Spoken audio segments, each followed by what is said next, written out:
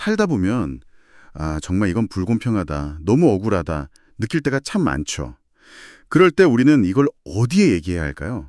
누가 정말 최종적으로 딱 공정하게 판단을 내려줄 수 있을까? 뭐 이런 고민들 하게 되잖아요. 네, 맞아요. 그래서 오늘은 바로 이 상소 그리고 하나님의 심판이란 주제를 가지고 여러분이 보내주신 자료들을 좀 깊이 파헤쳐 보려고 합니다. 여기서 상소라고 하면 단순히 법률 용어, 그러니까 뭐 더 높은 법원에 항소하는 그런 것만을 말하는 건 아니죠? 네, 맞습니다. 그걸 넘어서서 우리가 느끼는 이 억울함이나 간절한 바람을 궁극적으로 어디에 아뢰어야 하는가, 이 질문까지 포함하는 거죠. 네, 그래서 오늘 살펴볼 자료들이 사사기 21장, 사도행전 25장, 예레미야 35장, 그리고 시편 7편과 8편입니다.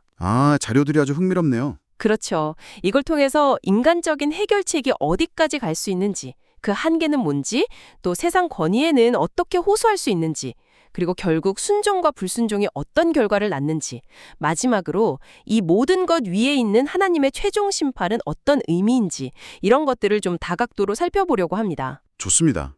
그럼 바로 사사기 21장부터 시작해 볼까요? 여기 보면 베냐민 지파가 거의 멸족될 위기에 처하니까 다른 이스라엘 지파들이 어떻게든 아내를 얻어주려고 방법을 찾잖아요. 네, 이제 그 남은 자들에게 어떻게 하여야 아내를 얻게 할까 하고 고민하죠. 근데 그 해결책이라는 게 좀 그렇죠. 맞아요. 야베스 길앗 주민들을 공격해서 여자들을 데려오고 그래도 부족하니까 실로 명절에 춤추러 나온 여자들을 납치하는 그런 방식이었잖아요. 네, 여기서 우리가 좀 주목해야 할 점은 이 문제를 해결하려는 인간적인 노력이 뭐랄까 때로는 얼마나 위험해질 수 있는지, 심지어 죄악으로까지 이뤄질 수 있다는 거예요. 의도는 좋았을지 몰라도요. 그렇죠. 선한 의도였을 수도 있죠. 하지만 그들 스스로 만든 딜레마를 풀겠다고 또 다른 폭력, 또 다른 죄를 저지르는 결과를 낳았어요. 이게 그냥 실수라기보다는 절박함 속에서 하나님의 뜻을 구할 여유조차 없을 때 어떤 비극이 생길 수 있는지를 좀 보여주는 경고 같아요. 정말 듣고 보니 그렇네요. 인간적인 조처가 더 큰 문제를 낳는다. 이게 참 불편하면서도 중요한 지점인 것 같습니다. 네, 맞아요. 인간지혜의 한계를 명확히 보여주죠. 그럼 이런 인간적인 방법 말고 합법적인 시스템, 그러니까 세상의 권위를 이용하는 건 어떨까요? 사도행전 25장을 보면 바울의 경우가 나오는데요. 네, 바울의 상소 이야기죠. 유대인들이 계속 거짓으로 고발하고 위협하니까 바울이 로마 시민으로서의 자기 권리를 딱 사용하잖아요. 내가 가이사에게 상소하노라. 이렇게요. 네, 당시 로마 왕제에게 직접 재판받겠다고 선언한 거죠. 그렇죠. 이건 우리가 현실에서 부당한 일을 겪을 때 주어진 법적인 절차나 권위를 통해서 정의를 구할 수 있다는 걸 보여주는 중요한 사례라고 할 수 있습니다. 하지만 그게 다일까요?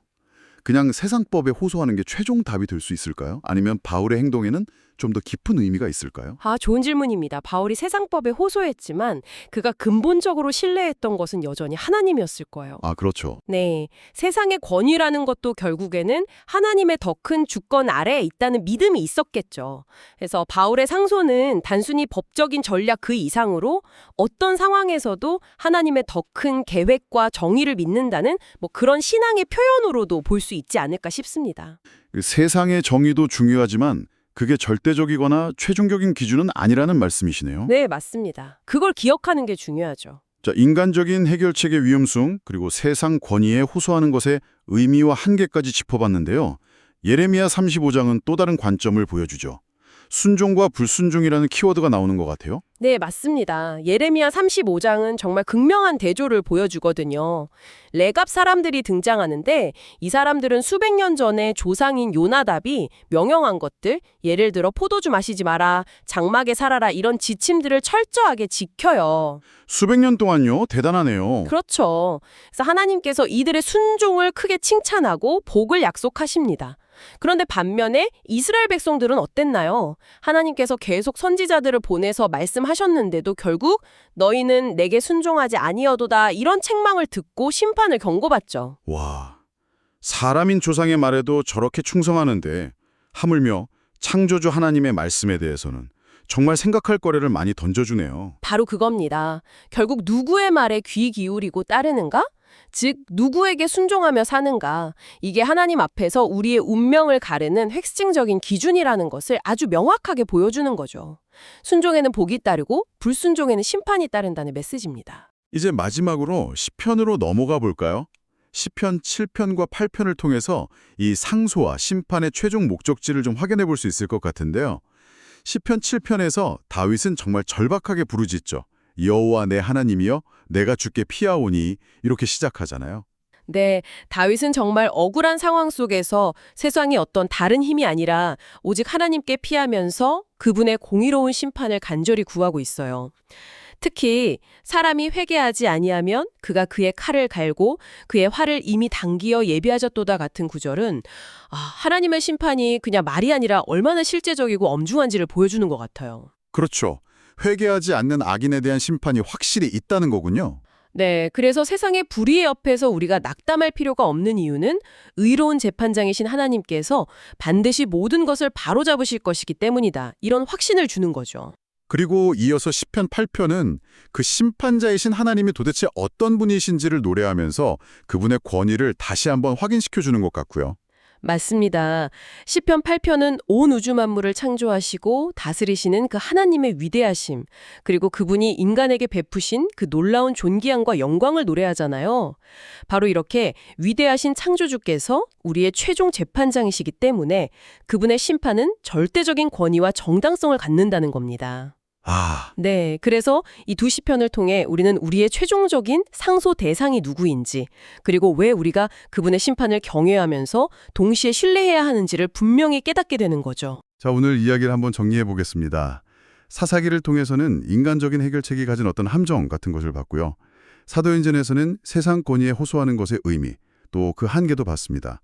그리고 예레미야에서는 순종의 중요성과 불순종의 결과를, 마지막으로 시편에서는 회개하지 않는 자에 대한 하나님의 최종 심판이 있음을 확인했습니다. 네, 결국 핵심은 이거라고 생각합니다. 우리가 살면서 겪게 되는 여러 불의와 억울함 앞에서 최종적으로 우리의 마음과 상황을 다 털어놓고 공정한 판단을 구할 분은 오직 하나님 한 분이라는 것. 네. 그래서 세상의 방법이나 힘에 의존하기보다는 모든 것을 아시고 공의로 다스리시는 그분께 나아가서 그분의 때와 방법을 신뢰하고 기다리는 자세가 필요한 것 같아요. 동시에 그분의 말씀에 순종하고 또 잘못한 것이 있다면 돌이키는 삶을 통해서 심편이 아니라 오히려 긍휼을 구하는 것이 우리가 취해야 할 지혜로운 태도가 아닐까 싶습니다. 그렇다면 마지막으로 여러분께 이런 질문을 한번 던져보고 싶습니다. 이 모든 것을 아는 우리는 단순히 내가 억울할 때 하나님께 호소하는 것을 넘어서서요, 일상에서 다른 사람을 대하거나 혹은 판단하는 방식에 어떤 변화를 가져와야 할까요? 하나님의 궁극적인 심판을 기억하는 것이 오늘 여러분의 말과 행동에 어떤 영향을 미칠 수 있을지 한번 깊이 생각해 보시는 시간을 가지시면 좋겠습니다.